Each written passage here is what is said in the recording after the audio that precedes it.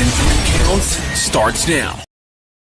Ooh, what up, no? It is another Tuesday. It is Knockouts in 3 counts, and man, do we got an action-packed episode for you tonight.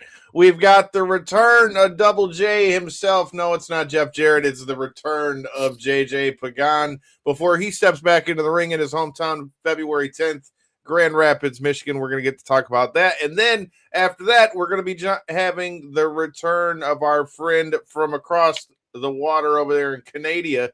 Caroline Veyre will be joining us to talk about her fight on February 10th. So if you guys are in the Grand Rapids area, make sure you check it out. If you don't get to come check it out live, make sure you're checking it out on DAZN. Everything's so free and easy and be able to find those kind of things. But JJ, man, what's good in your neck of the woods since the last time we talked to you, brother, man? How you feeling about getting back in the ring? I'm feeling great. We're just getting pummeled by this weather. That fucking part. Well, we've been making it, we've been making it happen, of course, but it's been crazy. Like, for me at least, it's like a weird part of me is like appreciating it. As stupid as it sounds, like I was driving You home shut earlier, your mouth. and it was such a whiteout. You couldn't see, like, you look down like the city blocks as you were driving, you couldn't see like the second, third house in. It was so like, and I'm like being fucking stupid. I'm rolling down the windows, letting like the snow hit me in the face, and like that. Man, this is kind of nice. That's and what I'm I've been like, doing. man, like it. I don't usually appreciate it because I do work outside. I was dressed up for it. I don't know what it was about today, but it didn't bother me today. That being said, well, ask me in another week. I'm ready for it to be over. I know that much. Me too. I miss. Look summer. here. I've got PTSD after the car wreck that we was in last year. So me and driving in the snow at this point, I'm pretty much good on that. Although I will say I braved the snow on Sunday to go see the Pistons play. I'm just glad that they won by 20 when I went, because the last time I went, they were winning the whole damn game and then fucked it up in the last 10 minutes. So, it's a good time. But, speaking of the snow and the snowpocalypse that is come to Michigan, you got to tell me, has this sparked any Rocky training for you, my man? Are we doing any Rocky workouts in the training camp to get ready for February 10th? I mean, we've been preparing. We've been working hard like we usually do for every camp. As for being outside like that, I'm not trying to get frostbite or anything, but we're gonna be more than ready February 10th. I bet you will be. I guess we're leaving that to Sly Stallone.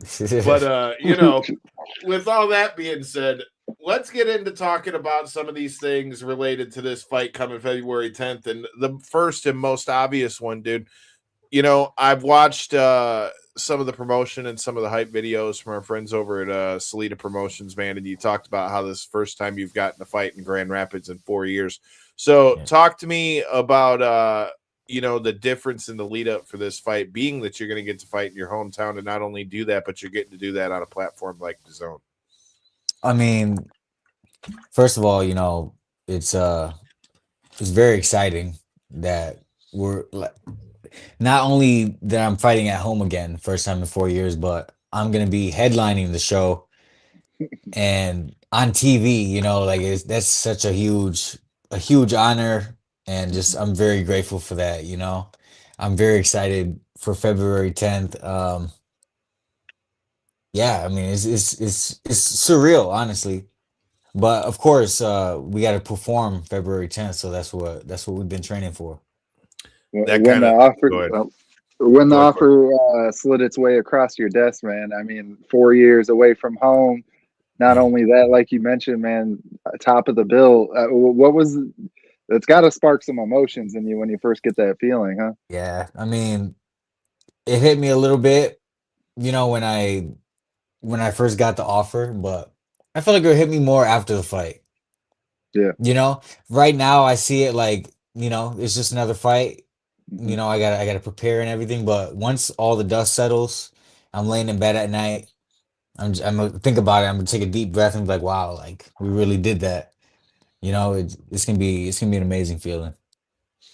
Talk to me a little bit about originally you guys were supposed to fight in January, and we had the date changed and all that. Talk to me about that. Does that do anything with the mental, or is it just okay, now I get a little bit more time in fight camp to sharpen my skills?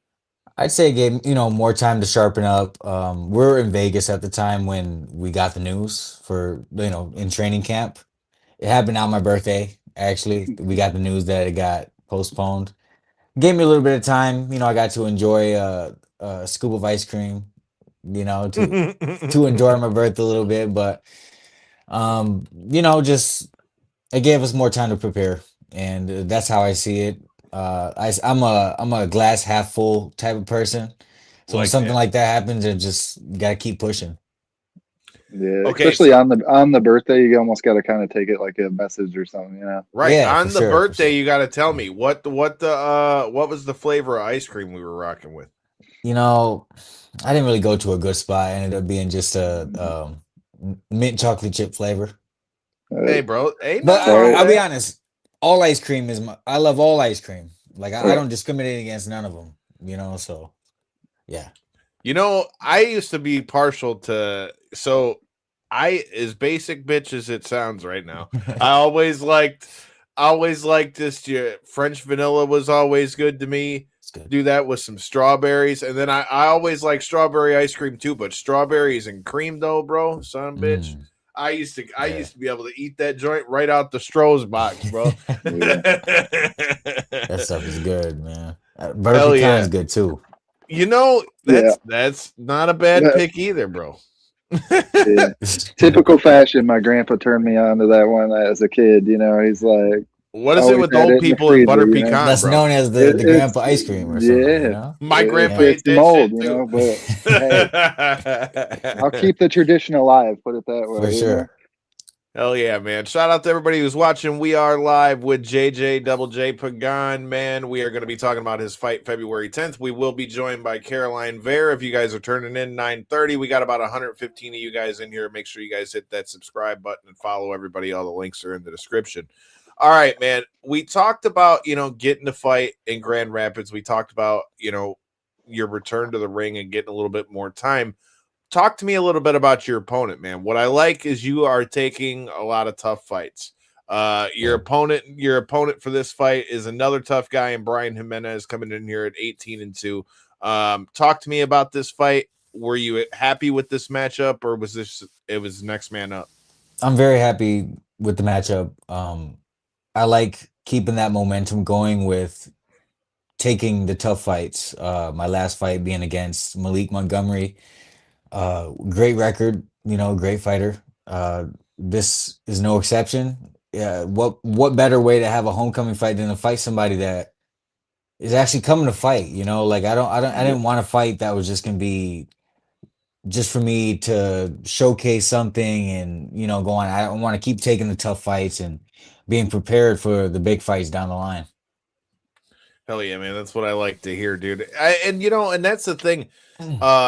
As many people that follow our show know, I'm not only with boxing, but a lot of my training partners were guys that ended up going to fight in the UFC. And, one thing past guest of the show, Miles Jury, always talked about is like, especially in boxing, I would almost say you always kind of see people talk about how some people will like pad a record or just take, easy guys on their way up and stuff. But one thing I'd always heard him talk about is he's like, bro, you can go out here, be 15, 20-0 and beat a bunch of turd cans. But then what happens when, you go fight, these tougher guys? What happens when you take that step up fight? And a lot of times I feel like in boxing, you can see guys get exposed that way. And that was one thing that I had always heard Miles talk about, before he made it on to the Ultimate Fighter the first time. He'd fought the number 3 guy out in the country outside the UFC and things like that. Fought, King of the Cage, all these kind of things on the way up to the UFC. Just as you're doing here in the zone boxing here, you're getting to fight another guy, like I said, a tough dude in Brian Jimenez. And like you said, your last fight was an absolute war. How do you plan to make this? Do you expect this fight to kind of be like that, or do you got some things up your sleeve to kind of sharpen the tools and not let this one turn into a bloodbath? I mean, I definitely have some things up my sleeve. There's things that we've been working on since the last fight. Um, I mean, I guess it was only a bloodbath on his behalf, which was good. The last fight, I didn't get to bleed at all. I didn't have too many bruises after the fight, thank God. But um, I just look to consistently have great performances, and that's what I plan on doing February 10th again. I love the mentality. I didn't get to bleed.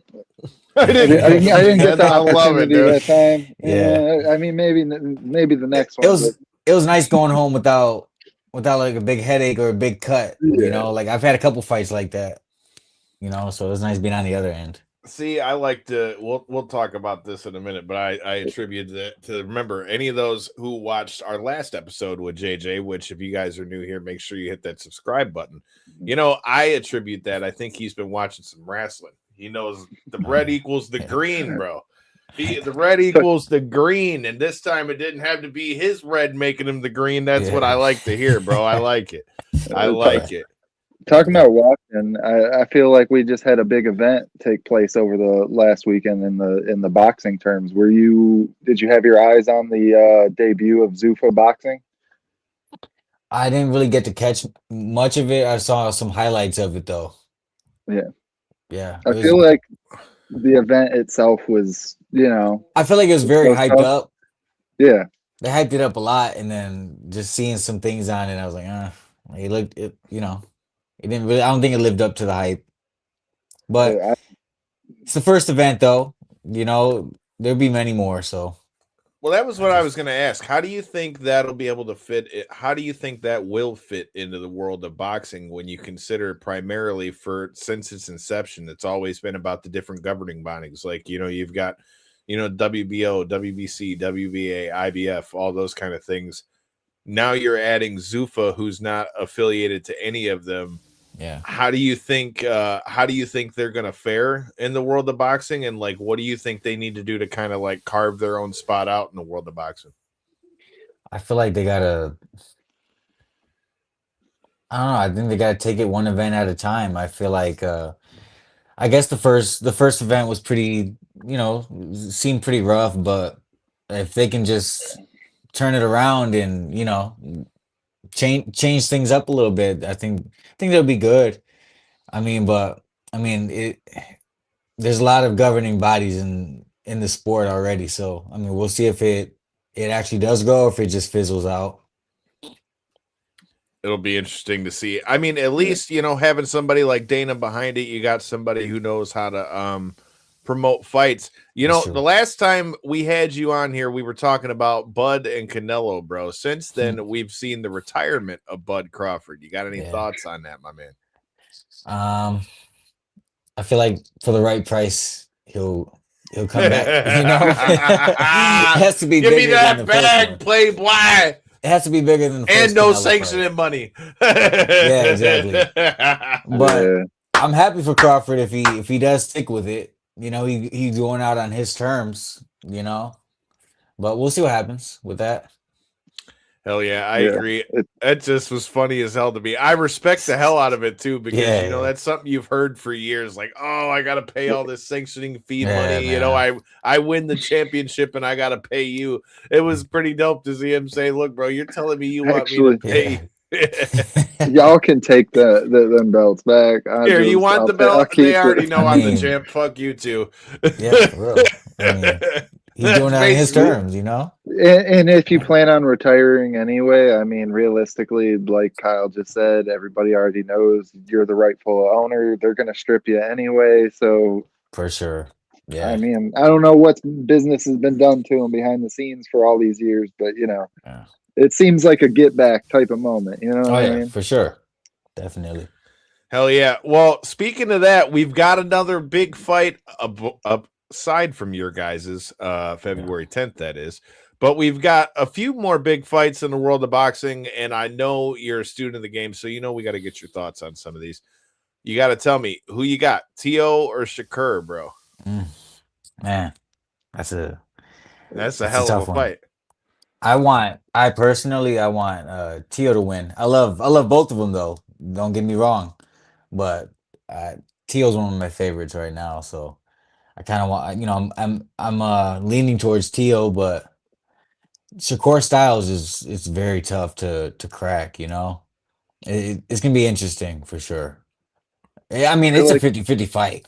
That's what I was yeah, gonna say. You know, I know your it's heart dead says even. Tio, but who do you Yeah, think has the skills it's to pay the bills on this one? man, it's 50-50. Like, I don't know. I don't I, know, man. I feel like for me at least, from my analytical eye, I feel like Teofimo Lopez is the one that's shown improvement fight after fight over fight, especially in his last like 2 or 3, where he's actually really rounded his skill set from where he was already world championship level, and then Yeah. to me kind of filled a lot of those holes where people had talking points. hmm And to me, that shows that he's investing in his own game. So just for that simple reason, I feel like I kind of have to lean that direction. I feel like if we see the Teal that fought Josh Taylor, as sharp as he was in that fight, that was honestly one of the best performances of his career, in my opinion. If we Yeah. get that Teal against Shakur, I think it'll be a. I think he can pull. I think he'll pull it off, honestly. I mean, And it depends on obviously what stiffer Shakur shows up. competition. Yeah. I was Yeah, gonna because say because that's Shakur, if on the same he hand. turns it in like De Los Santos or something, like if he just move like spends the whole fight moving and not engaging, then it'll be tough. It'll be a long night for To too, because he struggled to cut off the ring and stuff in some fights. Styles make fights, my man. I Yeah. know I ain't telling you nothing you don't know. It's definitely going to be one that we're looking forward to. Before we get to this next fight that I got to ask you about, you talk about Styles make fights. Styles make a car show too.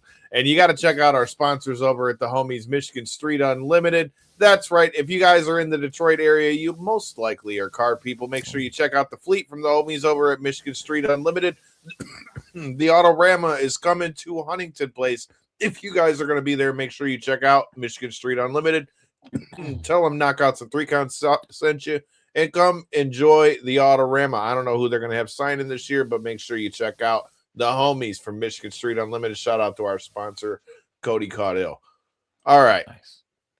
Now that we've got the biznatch out of the way, we were talking about it before we went live. Shout out to everybody who's been checking out. We have garnered probably somewhere in the range of 80,000 views in the last few days over all of our coverage with the Clarissa Shields fight that's coming here February 22nd, going to be here in Detroit at Little Caesars Arena as she takes on Franchon Cruz Discern in their rematch as a pro. And we were there at the press conference over there at the auto show. Shout out to the auto show, Salita Promotions, for having us. What are your thoughts on this fight, man? There's been so much chatter back and forth as far as like, not just between them, but I've noticed a lot of the comments being along the lines of like, oh, this fight might be rigged and this, that, and the other. And my answer to everybody who said that so far, I'm like, bro, like, Franchon is an undisputed champion in her own right. She's an Olympian in her own right. They've already fought not just in the pros, but they also fought in the amateurs. I mean, if not Franchon, you tell me another name that's going to make sense and bring enough eyes, because that's the other thing. We've gotten to cover her last 4 or 5 fights. This fight, in my estimation, especially from being at the press conference, just from listening to them talk back and forth, while you can tell the respect that's there in this fight, you can tell that they're both ready to get in there and scrap as well. And they know, and Clarissa knows how much of a tougher fight this is. What are your thoughts on this matchup, and how do you see it playing out? I mean, I have big respect for Franchon, but I feel like Clarissa's taking it all the way. I mean, they haven't fought in what was it? It's been 8 years now. Yeah, because it was their pro debut or her pro debut. I just feel like Clarissa has grown a lot. I mean, Franchon's grown a lot too, of course, in her own right. But I just feel like Clarissa's just sharp, man. I don't see nobody beating Clarissa. Like anybody, Yeah. She's the one. She is the one. That's what I think about that. I can't really argue. The thing is, bro, and that's been the overwhelming response we've got. We just had Tony Harrison on for his fight, and that was the thing he said. He said, I like this matchup because Franchon's the only one that's going to come in here and not be kind of like awestruck or starstruck Yeah, by of fighting course. Clarissa. She's not going to come in here and be scared of fighting Clarissa Shields. She's going to come in here and come to fight, which, like he said, is going to make her the most dangerous. But he said the same thing. He said, I just don't see anybody that's going to be able to beat Clarissa. And then, this is a good question for you being a fighter. Like, what are your thoughts on like being on both sides of this? So being somebody that's fought and now doing the commentary and the media side of it and kind of seeing how this stuff goes with like, having the right matchups and matchups that are going to, draw eyes to a fight and all those kind of things. At a certain point, whether the public wants to accept it, not accept it, whatever, there's only so much you can do as a fighter as far as to who to fight. And, it's not a secret that there's not as wide of a talent pool in the women's boxing world that you have, for yourself or in the men's divisions and things like that. And then when you add to the fact that we're talking about a heavyweight fight in female boxing, I mean, how many high-level female heavyweights are there, number one? And number two, like you said, when we're talking about high-level, Clarissa Shields is about as high level as you get. So to get somebody to be able to match that and then to bring that in with somebody like Franchon, who, is an undisputed champion and Olympian too. I mean, I don't really think you're going to be able to get much better of a matchup than this. Talk to me about that, because that's, I think, something that fans miss a lot is like, you can only fight who is available for you to fight, who they line up for you to fight. It's not as simple as, you got to have great competition every time you get in the ring. Yeah, exactly. I mean, can you name another female heavyweight out there? I've think of a learned name. about him as she's fought these fights. Like, I'm gonna keep it 100 with you, bro. Like, I'll be honest. The only names that I know just in female boxing in general, Katie Taylor, Amanda Serrano, Clarissa Shields, Franchon. Shoot. I think one of the girls that's signed to Jake Paul, Perkins. I think that's her name. And that's who Clarissa fought in her last fight, or not the fight before last. The fight before last, right? Yeah, we interviewed Danielle, and Danielle was a cool ass person, but again, that's the other problem. Danielle's been having a hard time finding people to fight, and that's something she talked about in our interview with her, which you can go back and check that out too. She had the same problem finding people to fight. Yeah, it's like, if there ain't nobody for me to fight, what is it you can only fight who they can put in the ring with you. It's like a needle in a haystack. That really, part. Especially that size and skill level. I mean, like you say, you're not talking about like, go find some soccer mom that, weighs the weight class. You gotta, like you say, you gotta find somebody that's of at least relative skill level, and then also the size discrepancy. And when you're talking about, we've seen it in the matchups. I can just imagine what's being like talked about in the, managers and back and forth is like the tentativeness, the scaredness almost of like, in the match. I can just imagine trying to sign for it. You get that name come across your desk. You're like, is this something I really want to do? So, probably one of the biggest paydays you get a crack at, though. I'll tell you that. You're not wrong. Chances make champions, dog, and I'd rather go out swinging, making the biggest bag I got a chance at making. Man, everybody feels that way, though, right? Yeah. Hey, what's the saying, bro? Fighters fight. But at the end of the day, like you can't knock Clarissa though.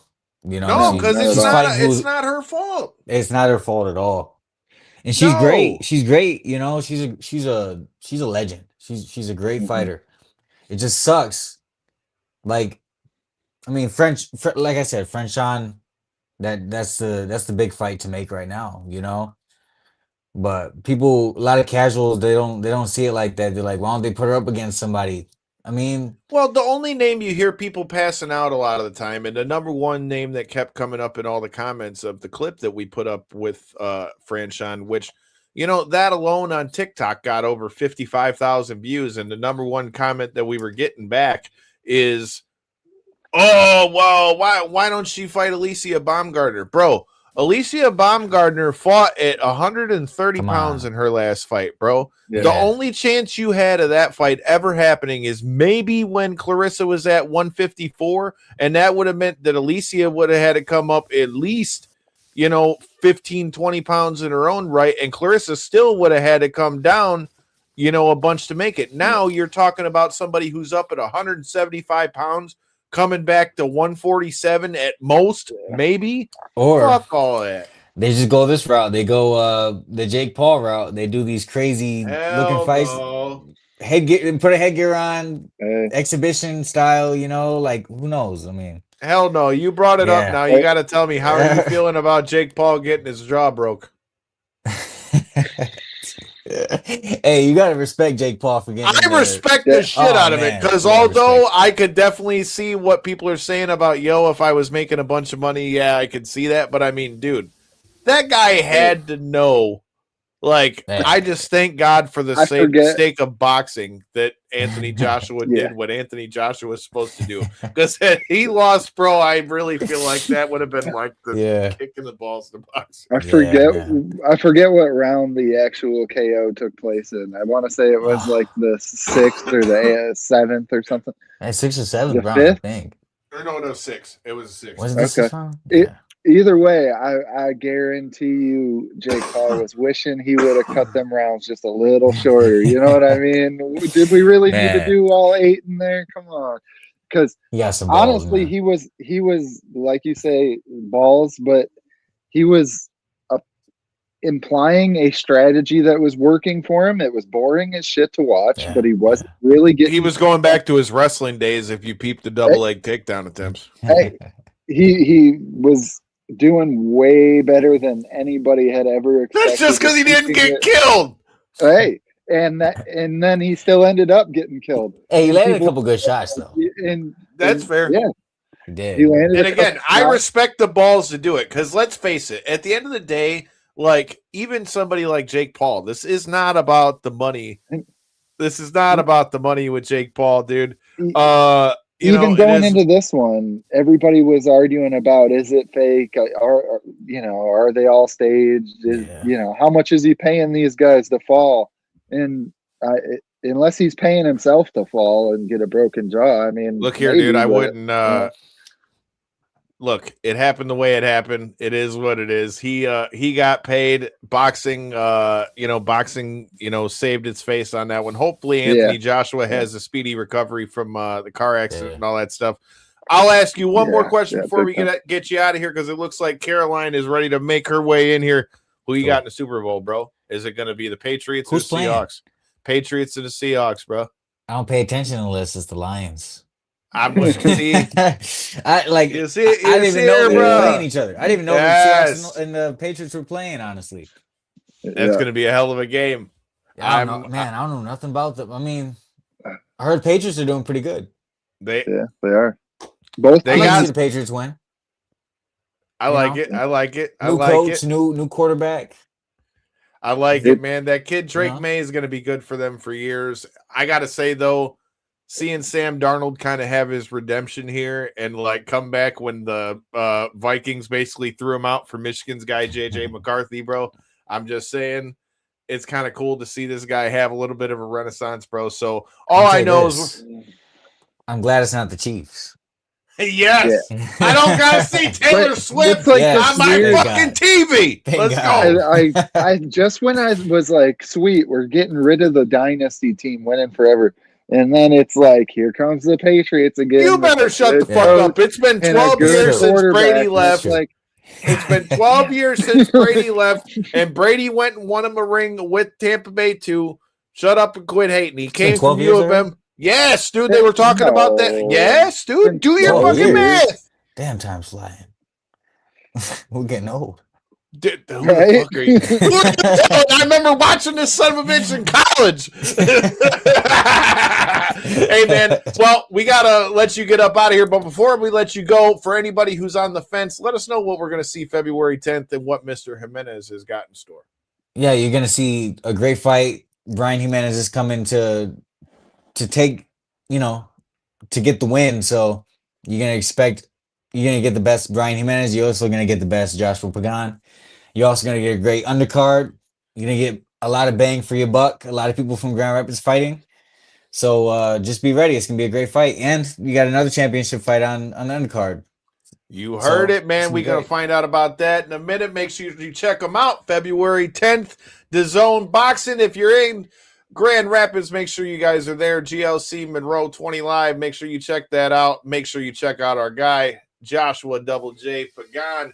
Make sure you don't bring out that guitar, crack him out. Then he'll get him a knockout real quick. Hell yeah, my man. All right, thank you guys. Appreciate you, brother. Yep, have a good night. Yes, sir. Yeah, you too. Yeah. Boom. All right.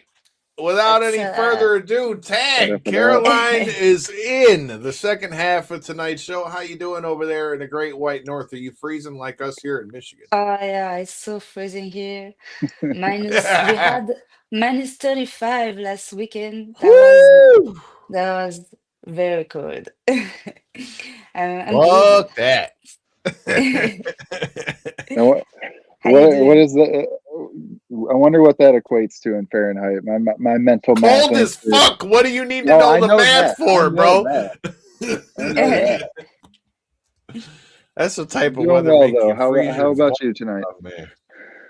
But we used to that in Canada here, and the winter started like very early this time in November, so it's a pretty long winter. Yeah. Definitely feels like that here too. Like I feel like the last few years we've kind of gotten like lucky with like what our normal winter is like versus what we've gotten, and then like this year the winter just said, "All right, you got lucky for a few years. Fuck you. It's winter time." Yeah. Well, I feel like my kids weren't realizing what a real Michigan winter was like, and now they're getting out today. Yeah, they're figuring it out pretty quick now. So same question to you as we had with JJ. With all this snow weather out here and the snowpocalypse that we got going on, are we busting out any Rocky training for February 10th on this one? Yeah, but no, I've been She was about to tell me, I was carrying a log before I came in here, bro, getting my road I work don't do in. this type of training, but it was still a hard training camp to prepare for this fight. So I've been training for like since September actually. So it was a pretty big camp. Well, you say you go ahead, Corey. I was just gonna crack it. No snow cases or staircases in the snow. No, not even running outside.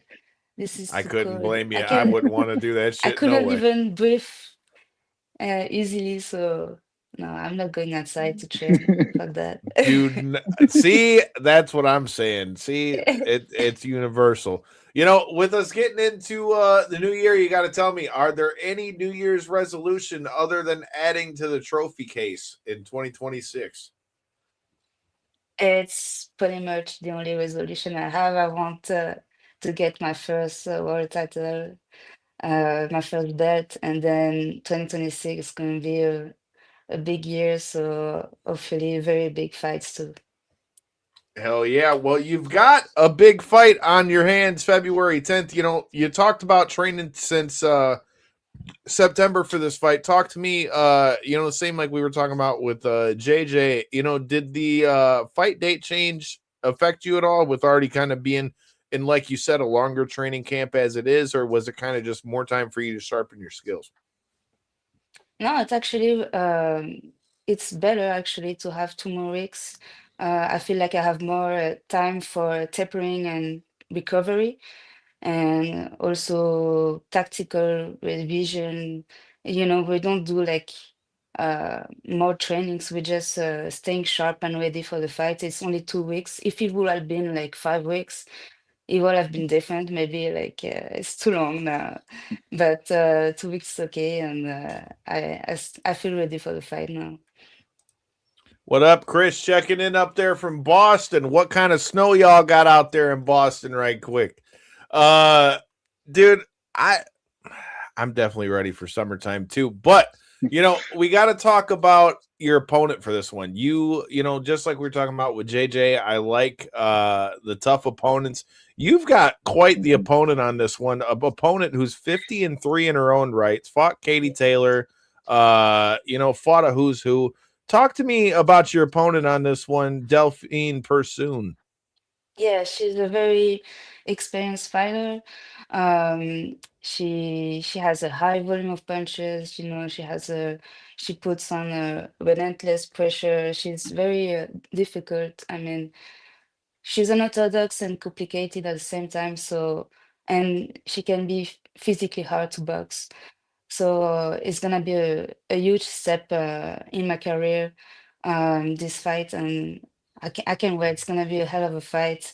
Um, I know this fight intrigues a lot of people because they want to see like what I'm gonna do against a difficult fighter like her.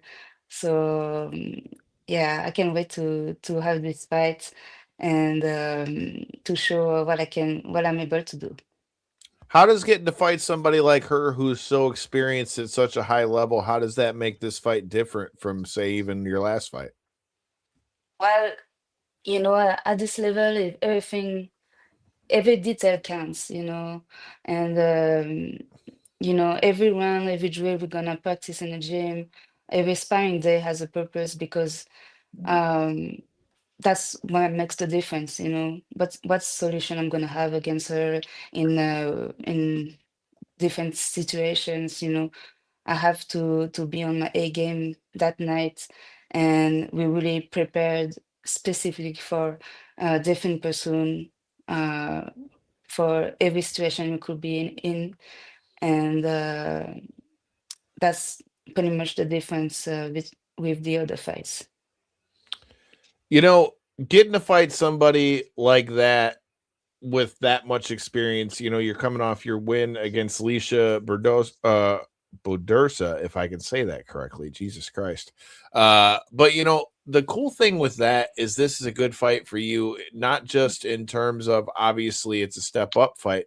It's a good fight for you in the terms of she's fought all of these big name people. So if you go in there, you do your thing and get a W on February 10th, like we expect, then that's what does that do for your confidence as you Hmm. continue to try to climb this ladder, to getting to that world title, like you said, Hmm. because getting to fight somebody who's had 53 fights against some of the biggest names, and then you go in there and put the fourth loss on there. I mean, that's got to be a big feather in the cap, no? Yeah, for sure. I mean, definitely person, it's not an easy win, and I think beating a person like her um, is a statement because like I said, I'm gonna have to put on my A game. And she faced a lot of great champion, and she has really close fight against them. So I feel like um, it's it's gonna put me on the map for sure at 130. And beyond the belt, it will mean for me this a victory over her will mean that I prove to myself without any excuses that I belong, my level belongs at the top, you know. Yeah, Yeah. definitely a huge statement fight for sure. Absolutely. Well, talking about this fight and talking about, what happens with it. The interesting thing too is you talk about, how this is going to help you make your name at 130. I mean, there's so many fights for you that can kind of, spawn out of this. You've got we talked about Katie Taylor, who she's already fought. You've also got the likes of Alicia Baumgartner, who we were just talking about with JJ. Um, what are your thoughts on being able to not only have this, but be in such a talent rich division like 130, where there are such a nice, run of big fights? We were talking about with Clarissa, which we'll get to in a little bit, Mhm. how she's having a tougher time being up there at heavyweight with having not, you know, such the wide range of opponents to go through. How do you feel as you're getting to make your way up here that you got a long list of people that you can get in there and put it up? Mhm. Well, that's what I'm looking for. I moved up because there was no opportunity at 126, and it's boxing. I don't want to waste time, so I wanted to have a big opportunity like this, so I'm really happy. It motivates me actually to get in bigger fights. I want to fight the best. That's why I'm in the game. So I'm ready for this. I can't wait actually. You know, you talk. Go ahead, Corey. I was just going to say, talk me through like what goes into a decision like that mentally to make a weight class move. I mean, obviously you talk about maybe strength of schedule and stuff like that, where you can find better opponents and stuff like that. Maybe, weight cut easier on your end, or maybe you had to actually do the opposite. Maybe you had to dig in and do some weight training to try to match the size of some of these girls that you may be expecting. Talk me through some of the like mind plan that went through that decision. Yeah, for sure. I had to do a little some changes in my preparation and gain some weight because I'm usually like I'm not really big for 126 either. Mhm. So but we prepare for that, and it was actually good. I had to eat more than usual, but it helped me to train harder and to recover better. So I feel like it benefits me, and I feel stronger. So I think like mentally could be a very good division for me, and I love challenges. That's what I want. When in fighting Delphine person, I'm changing a legend, and I love challenges. That's what I'm looking for. So I'm very happy to have this step in my career. Talk to me a little bit about what that bulk was like. How much of it was changed in like what you were eating? Was it like a higher protein intake? Was a lot of it like changing to lifting heavier weights? Like what was that kind of, what was the process like of being able to put that weight on healthy? Because you see a lot of people, move weight classes and maybe not do it in the best way. And then when they get up there, Yeah. either they don't have the gas tank or Mhm. they don't have the same power when they move up to the next weight class, whatever it might be. How do you feel about your journey up to the weight class, and how do you think that's going to serve you on fight night? I think it's very important actually if you're moving up in weight class. Um, and I did a big, like maybe 6 weeks of hypertrophy, and I had to change my nutrition for sure. I had to eat a little more of high protein meals, stuff like that. Um, and I wasn't always very hungry, but I forced myself, and it really helped actually. I thought I couldn't be able to do that, and I realized it was something I could do, and like I said, it benefits me because I really got stronger than I was. So that's really important, I think, to do the right preparation. Um, and the thing is, I did it in advance, so I was able to have more power but keep my speed.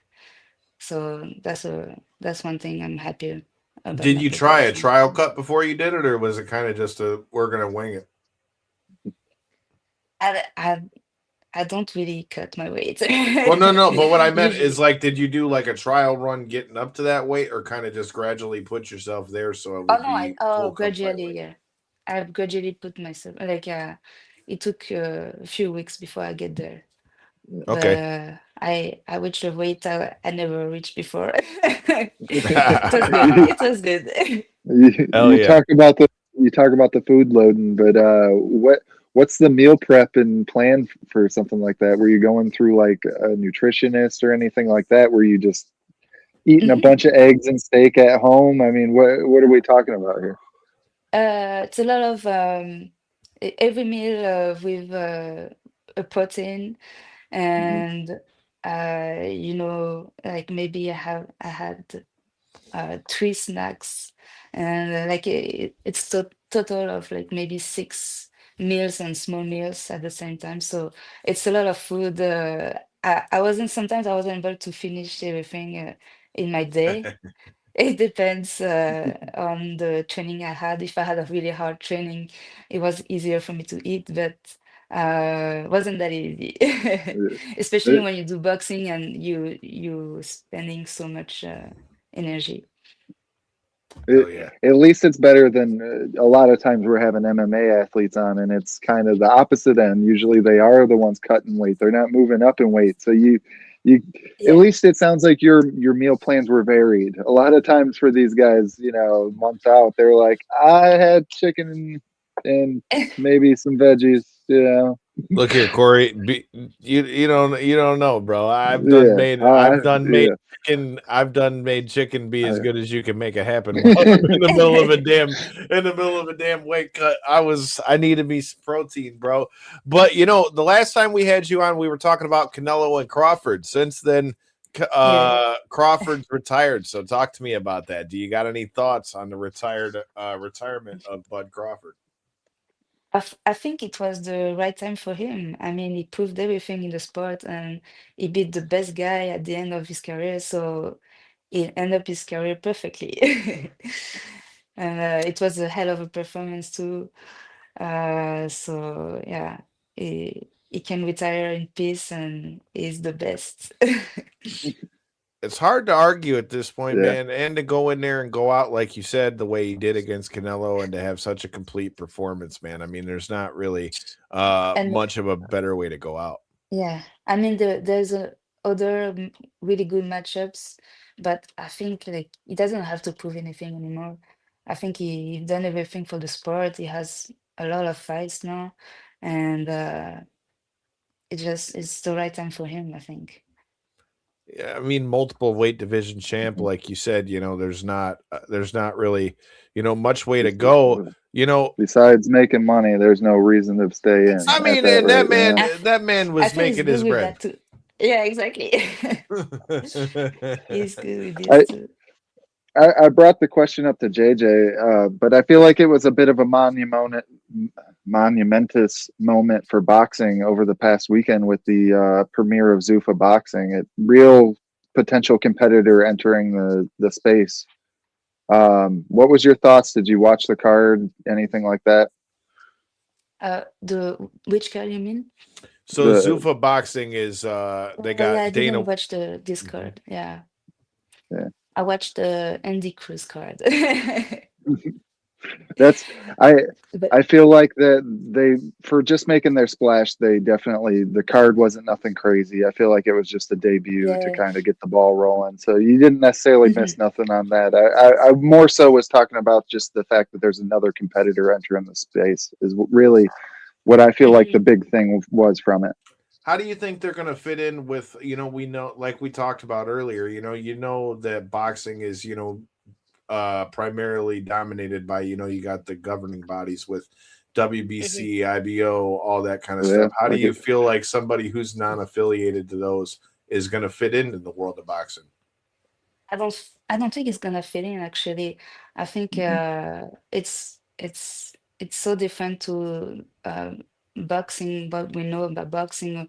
It's always been like world championships with for the bodies. So the WBC, the WBA, all these belts. That's why it makes great fights. mhm. So I don't think it's gonna be good for the sport. Yeah, I kind of feel the same way, honestly.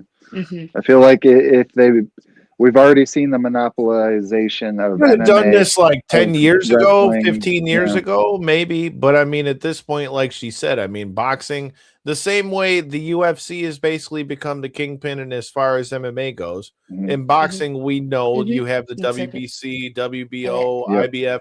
That's just the way it goes. The same as Mm-hmm. like when you look at pro wrestling. Sure, there's other options now. We talk about that all the time. It's great Hmm. that there's more options, Mm-hmm. but let's face it, when people think pro wrestling, they think WWE. When people think boxing, you think WBC, you think all of Yeah, those kind of exactly. things. Yeah. When you think MMA, you think Mm-hmm. UFC. So, I mean, at this point, I think in 2026, is it great for the landscape for there to be maybe another option? Maybe for somebody to have somewhere to go to fight. Sure, that's cool.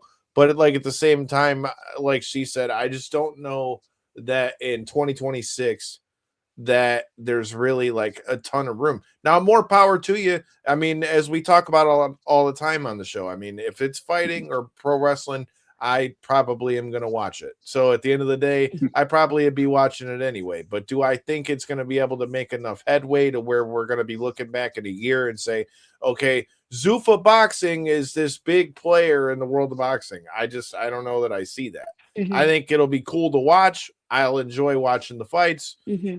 I don't know that I think that it's really going to like Yeah, and really keep a foothold. I don't think the fights they're gonna have the same amplitude as you know, it's hard sometimes to make the best fighting the Well, 'cause best, you don't have the but access to the that best. it Mhm. takes some time, but that's why it makes it so big at the end when the fight's happening. Uh, everybody wants to watch that. So I don't know. I think it's better to keep the belts to fight for the belts. I think it also differentiates. I mean, it's part of what helps differentiate boxing from MMA. Talking about that, we've been getting predictions on this one. You got to tell me, besides Yeah. you getting your dub on February 10th, you got to tell me who do you think is going to get the dub between Toafimo and Shakur Stevenson? Oh, Shakur. See? Shakur. Uh-oh. I like JJ said he's got Teofimo. Tio. You like Shakur. Oh, I like it. it's just that Shakur is too like patient. He doesn't overcommit, doesn't Mhm. take too many risks, but that's why he doesn't make any mistakes too. And he's mastering that. His defense, his distance control, his ring IQ are elite. And I don't see like Teofimo has speed, confidence. He has good power. I like his explosiveness, but I I I don't see him doing that on Shakur. Like Shakur is like the most technically complete fighter in boxing today, and I don't see him losing. And styles make fights, man. If you can Yeah. if Yeah, you can throw a guy out of his rhythm, make it to where he can't fight like he does, like you said, with the way Tio likes to fight. I mean, if Shakur can make this more of a calculated, more pick his yeah. spots kind of thing Mhm. and dictate the way that goes, I definitely could see that fight Yeah. playing out the way you said. But I think he's go ahead. gonna outbox. I think he's gonna outbox Teofimo and control the rhythm like he does it perfectly. And yeah, I think it's gonna go over 12 rounds, but it's gonna go his way. I mean, I think that's how he's got to win. I think that's where he makes his difference, being able to, outbox him, Yeah, outpoint him, beat him. I think we all know that the more that this gets into a slugfest type fight, that's what Teofimo wants. So, I mean, at the end of the yeah, day, I think, like you said, I think the boxing IQ of Shakur, he already knows that for him to win, this needs to be more of a technical fight. You know, Speaking of the technical side of a fight, before I get your thoughts on what we've got from our friend Clarissa Shields, another one of your friends happens to be stepping back into another one of the rings that we cover here on the show. Jad Masong Wong is making her way back to the ring. Knucklemania is getting ready to go down yeah. February 7th. We just had Joe Elmore on for his fight against Mike the Marine Richmond. Talk to me. How do you like this fight? How do you think she fares against Crystal Pittman? I don't know her opponent.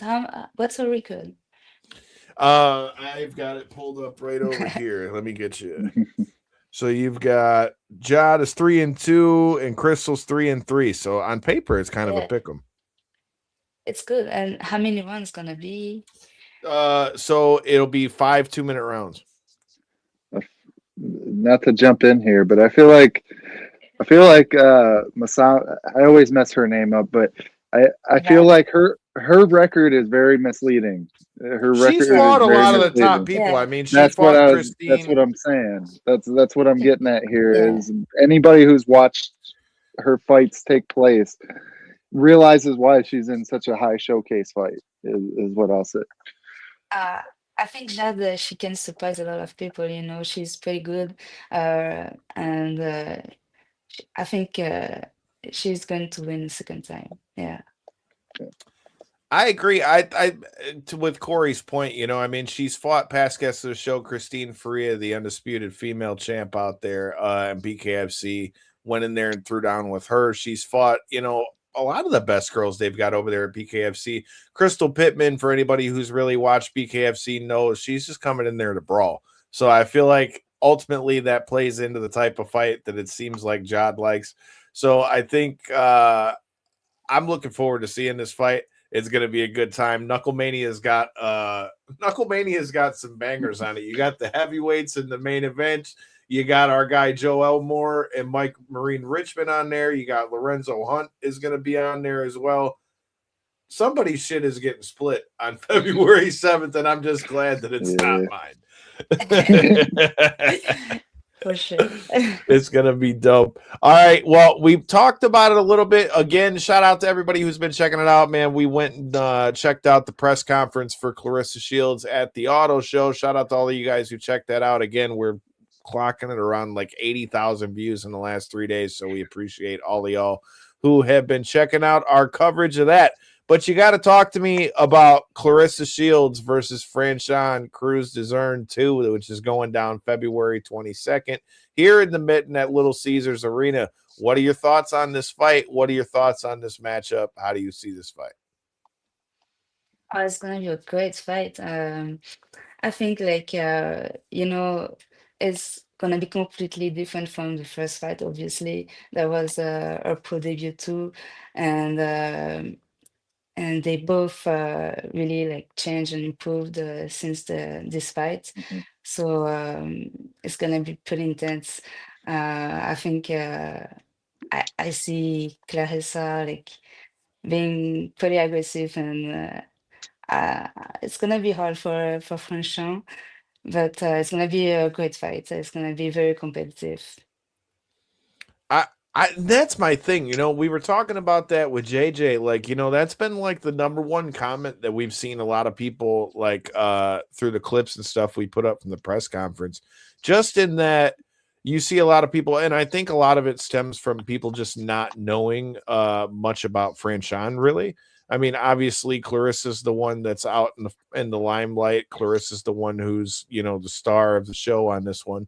But I think because of that, I think a lot of people just look at it and they're like, oh, this is just another body for her to fight. But again, what I've been saying to everybody who's been saying that is, number one, when you're talking about the heavyweight division in female boxing, there's obviously not the talent pool that there is on the male side of the fight thing. So there's not a whole laundry list of women for her to fight, number one.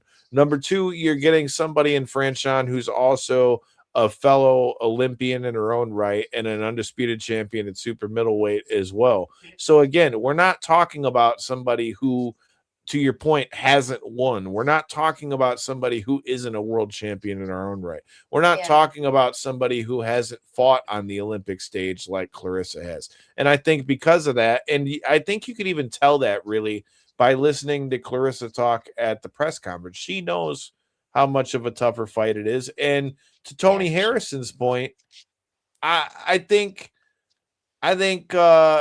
the thing that makes this fight so interesting to me is I think for the first time, at least in the last few fights that we've covered for Clarissa, I feel like Franchon's not going to come in here like starstruck. Franchon's not going to come in here and be like, oh my God, I'm fighting Clarissa Shields. She's going to be coming in here trying to win, trying to knock Clarissa's block off. And I think that's going to serve her well in this fight. One thing, go ahead. Sorry.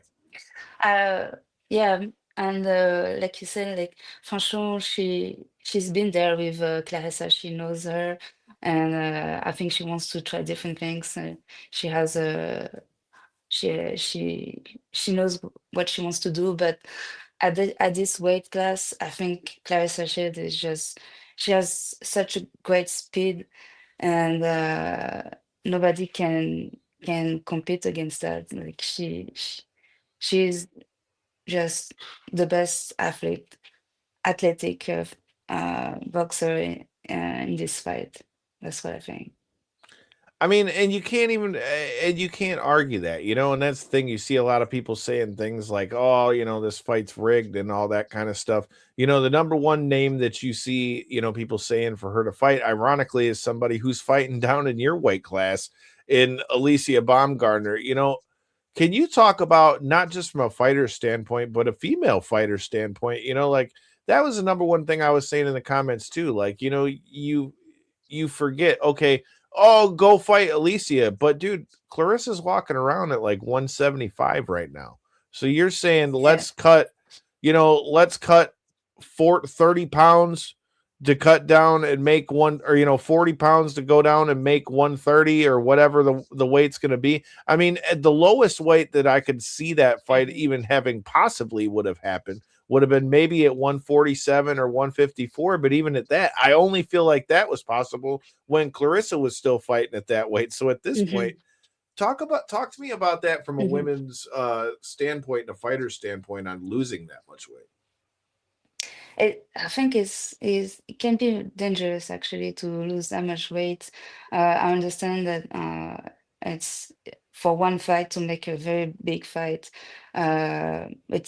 It's a good reason, but is it really worth it? Because it's a lot of weight, and it's the same for Alicia to gain that much weight and feel good, comfortable in the ring in this way too.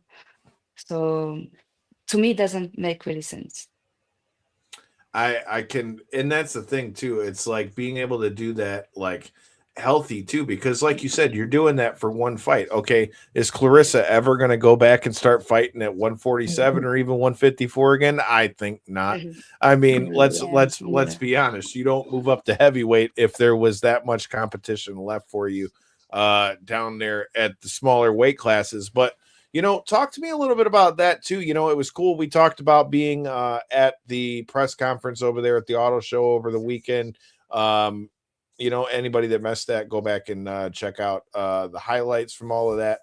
What does it mean to you being a female fighter, getting to see the women put on like a stage like that? Like to have, Clarissa's rolling up in a Rolls Royce and Franchon's rolling up in a McLaren to the press conference and all that stuff. What does it mean to you as a female fighter to be seeing the women put on a stage like that?